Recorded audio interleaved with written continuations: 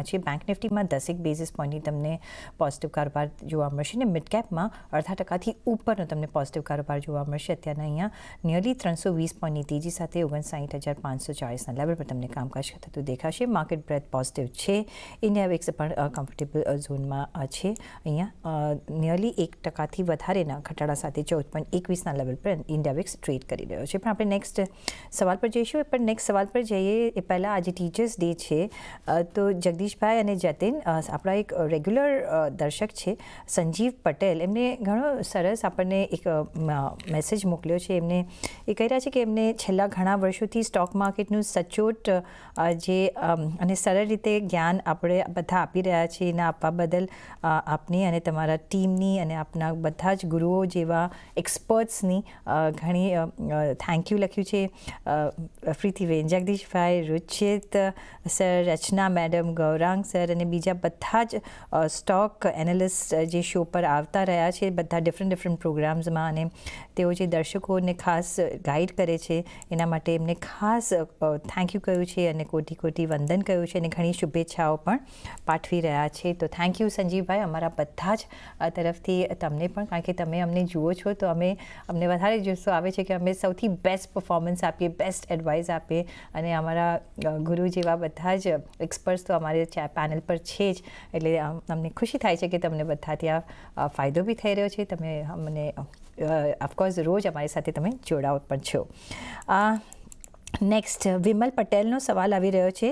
Jatin, HFCL 5,000 counter છે, 24 રૂપિયાના એમને લીધેલા છે, ચાર્જ કેવા લાગે? જો HFCLમાં રિસન્ટલી એક ફ્રેશ બ્રેકઆઉટ આવ્યો છે જેના કારણે હજી જે મોમેન્ટમ છે એ 165 થી 168ના લેવલ સુધી કન્ટિન્યુ રહી શકે. ફ્રેશ બ્રેકઆઉટ છે તો હું એમને હોલ્ડ કરીશ અને હોલ્ડ કરવાની સલાહ આપીશ with a trailing stop loss, અને ટ્રેલિંગ સ્ટોપ લોસ રાખવાનો લેવલ રહેશે 152નો. ઓકે, તો HFCL તમે 162ના ટ્રેલિંગ સ્ટોપ લોસ સાથે અહીંયા હોલ્ડ કરી શકો છો. અહીંયા એક ફ્રેશ બ્રેકઆઉટ જોઈ રહ્યા છે ને તમને એક સારા એવા ગેઇન્સ અહીંયા થઈ શકે છે. નેક્સ્ટ સવાલ પર જઈશું અને નેક્સ્ટ જે સવાલ છે એના પર નજર કરીએ તો નીતિન પટેલનો સવાલ આવી રહ્યો છે. ગુજરાત ગેસનો કાઉન્ટર હમણાં ઘણા બધાનો એનો ઇન્ટરેસ્ટ બનેલો છે. પછી નીતિન પટેલ હોય કે શૈલેષ પટેલ હોય, એમનો રોજ અમારી પાસે આ સવાલ આવતો હોય છે. સપ્ટેમ્બરનો ફ્યુચર છે ફ્રેશ એન્ટ્રી માટે કે શોર્ટ ટર્મ માટે શું સ્ટોપ લોસ અને ટાર્ગેટ માટે કામકાજ કરવું જોઈએ જતિન? તો સપ્ટેમ્બરની વાત કરું તો મને લાગે છે કે 645 આ 40 આવરનો એવરેજનો સપોર્ટ છે. મને લાગે છે કે જ્યાં લગીન આ બ્રેક નથી થતો ત્યાં લગીન અપસાઇડની તરફ આ સ્ટોક 700 સુધી જઈ શકે છે. એટલે સપ્ટેમ્બર ફ્યુચર જો અગર મારી પોઝિશન લેવાનો ઈચ્છા ધરાવતા હોય તો 645નો સ્ટ્રિક્ટ સ્ટોપ લોસ રાખીને લોંગ કરી શકાય 700ના ટાર્ગેટ માટે. 700ના ટાર્ગેટ માટે તમે અહીંયા ઓફકોર્સ કામકાજ કરી શકો છો, ટ્રેડ લઈ શકો છો. જગદીશભાઈ, બીજો જે આજે કાઉન્ટર ન્યૂઝ છે એ છે નિવેડા, જેને ટાટા સ્ટીલનો ગેસ સપ્લાય બિઝનેસ લીધો છે, કલિંગાનગર પ્લાન્ટ ફેઝ 2નો. કઈ રીતના તમે જોઈ રહ્યા છો? આજે લેન્ડેમાં આપણે સારી એવી 5% ઉપરની તેજી જોઈ રહ્યા છે. ફર્ધર એક્સપેન્શન થશે અહીંયા. કઈ રીતના તમે જોશો આ કાઉન્ટરને?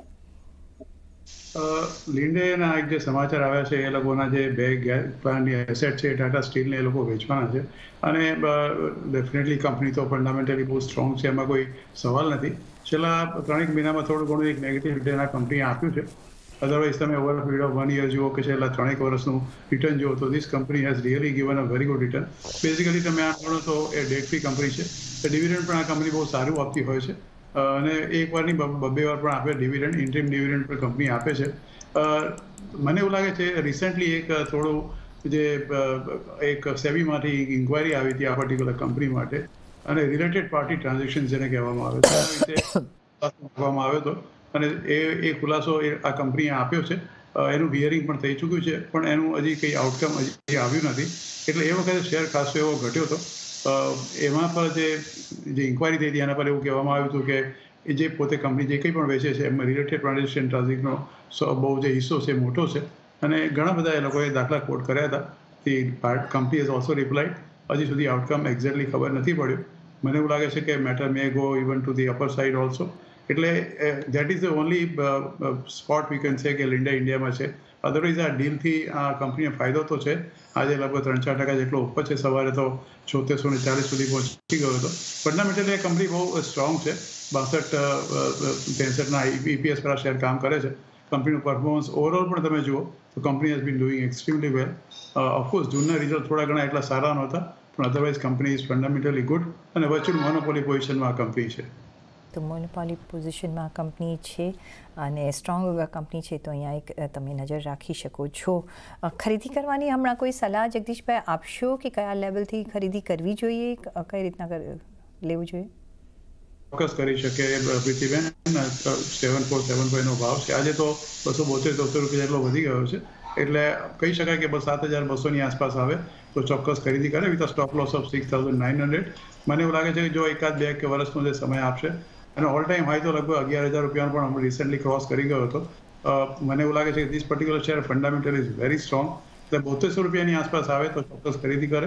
સ્ટોપ લોસ રાખે 6900નો. ઓકે, તો ઓફકોર્સ થોડો કૂલ ડાઉન થવા દો. 7200ની આસપાસ આવે ત્યારે તમે ખરીદી કરજો, ત્યારે 6900નો તમે સ્ટોપ લોસ રાખજો અને આપણે લોંગ ટર્મમાં એક સારા રિટર્ન્સ જોઈ શકીએ છીએ. એક 2 થી 3 વર્ષ જરૂરથી હોલ્ડ કરજો. એક સ્ટ્રોંગ ફંડામેન્ટલવાળી આ કંપની છે.